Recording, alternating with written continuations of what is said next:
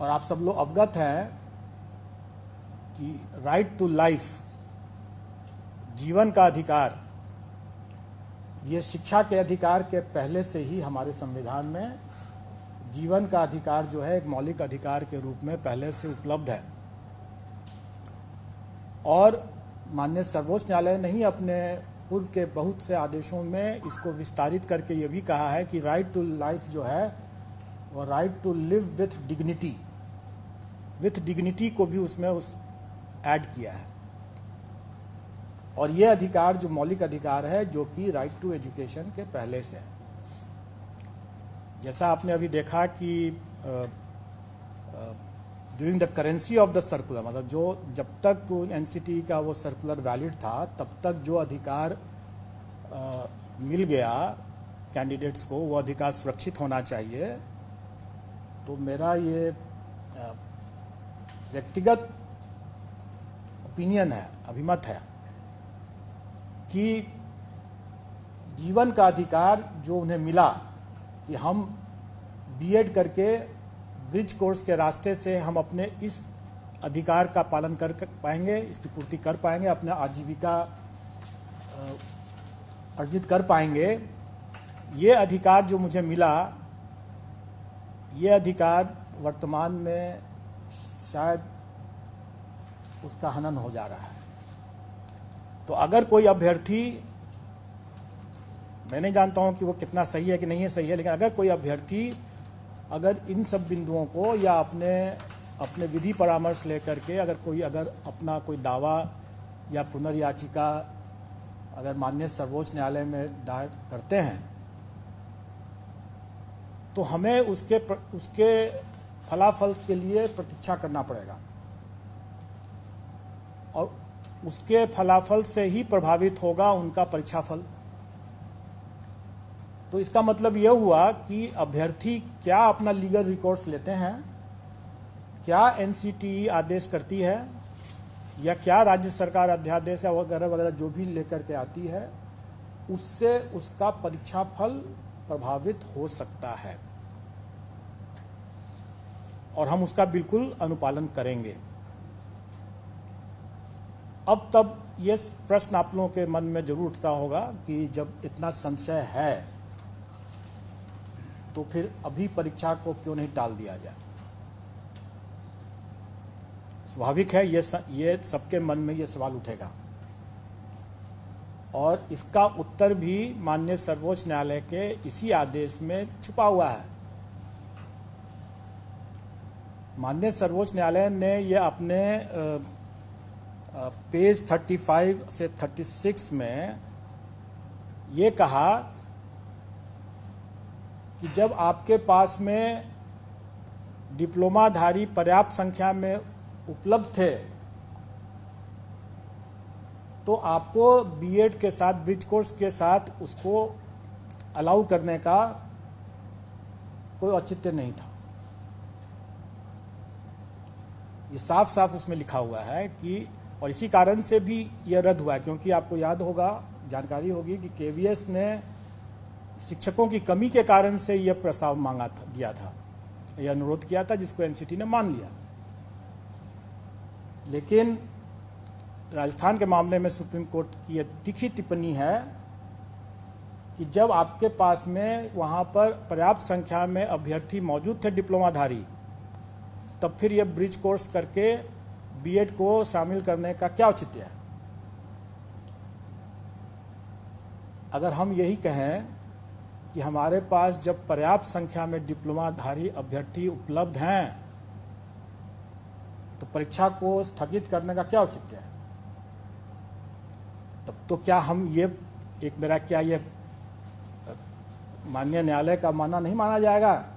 कि हम जानबूझ करके, जबकि माननीय सर्वोच्च न्यायालय ने कह दिया साफ साफ कि आपके बीएड अभ्यर्थी नहीं एलिजिबल है इसके लिए, तब उनके लिए आपकी प्रतीक्षा रहते हुए आपने डिप्लोमाधारी के अधिकार का क्यों हनन किया। इसलिए हम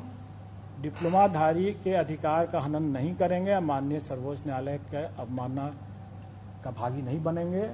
माननीय सर्वोच्च न्यायालय ने जिस तीखी टिप्पणी को अपना आधार बनाया है, हम उसी तीखी टिप्पणी के आलोक में ये कहेंगे कि हम परीक्षा को नहीं टालेंगे। हम डिप्लोमाधारी हमारे पास पर्याप्त संख्या में हैं। 3,80,000 से ज़्यादा हमारे डिप्लोमाधारी प्राथमिक शिक्षक के लिए अभ्यर्थी हैं। कई ऐसे बीएड वाले भी हैं जो कि डिप्लोमा भी प्राप्त किए होंगे, लेकिन उन्होंने शायद अपना बीएड ही लिखा होगा। हमारी वैकेंसी से, रिक्ति से 5 गुना ज़्यादा अभ्यर्थी मौजूद हैं। हम कभी भी इसको इग्नोर नहीं कर सकते हैं, इस तथ्य को, खास करके माननीय सर्वोच्च न्यायालय के इस तीखी टिप्पणी के आलोक में, और हम इसको परीक्षा को कोई पोस्टपोन नहीं करेंगे। तो ये तो बहुत स्पष्ट बात हो गई, और मैंने बता दिया कि बीएड अभ्यर्थी भी भाग ले सकते हैं क्योंकि यह उनका अधिकार सुरक्षित हो चुका था, लेकिन उनका परीक्षा फल प्रभावित होगा उनके खुद अपने लीगल रिकॉर्ड्स को देखते हुए कि वो क्या पुनर्विचार याचिका दायर करते हैं या नहीं करते हैं, या एनसीटी या राज्य सरकार क्या निर्णय लेती है। और जैसा मैंने भी बताया कि ये निर्णय कि वो पात्र हैं या नहीं पात्र हैं, ये हम डॉक्यूमेंट वेरिफिकेशन के समय करते हैं। उसके पहले हम मान के चलते हैं कि जो भी उन्होंने दावा किया है वो सही है, और हम उसके हिसाब से अपना मेरिट लिस्ट बनाते हैं। लेकिन रिजल्ट हम, स्वाभाविक है, रिजल्ट हम तभी डिक्लेयर करेंगे जब वो पात्र होंगे। अगर वो पात्र नहीं होंगे तो हम उनका रिजल्ट डिक्लेयर नहीं करेंगे, और वैसी स्थिति में उनका एक चांस व्यतीत नहीं माना जाएगा। क्योंकि एक ये भी संशय था लोगों के मन में कि अगर हम एग्ज़ाम दे देते हैं और मेरा एक चांस बेकार चला जाएगा, आप मेरा रिजल्ट नहीं देंगे। जब हम रिजल्ट ही नहीं देंगे तो हम उनका एक चांस भी नहीं मानेंगे। लेकिन ये तब की स्थिति में है जबकि उनको कोई संशय रहता है, जैसे मुझे भी अभी संशय है कि पात्र हैं कि नहीं है, या क्या वो लीगल रिकॉर्ड्स लेते हैं। लेकिन अगर ये क्लियर अगर हो जाता है और उसके बावजूद जानते बूझते अगर वो अपीयर होते हैं, तब उसको हम उनके चांस को व्यतीत मानेंगे। जैसे कि हम लोगों ने अपीयरिंग कैंडिडेट्स के लिए, जैसे सीटेट अपीयरिंग कैंडिडेट्स के लिए या बीएड अपीयरिंग कैंडिडेट्स के लिए कोई भी परीक्षा में जो हम अनुमति दे रहे हैं, तो भली भांति जानते हैं कि वो अपना एक चांस को एग्जॉस्ट कर रहे हैं, चाहे वो सीटेट क्वालिफाई करते हैं या नहीं करते हैं, वो अपने एक चांस को व्यतीत करते हैं, क्योंकि भली भांति वो जानते बूझते वो अपीयर हो रहे हैं, इसलिए उनका चांस व्यतीत माना जाएगा। लेकिन इस पर्टिकुलर मामले में, बीएड के मामले में, अगर संशय बना रहता है और अगर हम उनका परीक्षा फल नहीं घोषित करते हैं, रोक के रखते हैं, तो उनका चांस भी व्यतीत नहीं माना जाएगा, और उनका 3 चांस, हर परीक्षा के लिए 3 चांस सुरक्षित रहेगा। ये तो अब मैंने जो बता दिया, जो आए दिन लोग तरह तरह के अटकलबाजी लगाते हैं, और एक तरह से जो अभ्यर्थियों के शुभचिंतक हैं वो बेसिकली रक्षा में हत्या कर रहे हैं, क्योंकि जो उनका मन अगर विचलित है तो परीक्षा में कैसे पढ़ेंगे। स्वाभाविक है। आए दिन हम लोगों के पास में यह भी एक अनुरोध आते रहा है कि भाई ये पहली बार ये परीक्षा हो रही है, इसके क्वेश्चन के पैटर्न, इसके स्टैंडर्ड्स, इन सब चीज़ों का कोई पूर्वोदाहरण नहीं उपलब्ध है, तो हम तैयारी करने में थोड़ी कठिनाई हो रही है, इसलिए इसमें से नेगेटिव मार्किंग को हटा दिया गया। इस पर सरकार का भी अनुरोध है, और कमीशन ने इस पर विचार करते हुए इस बार के लिए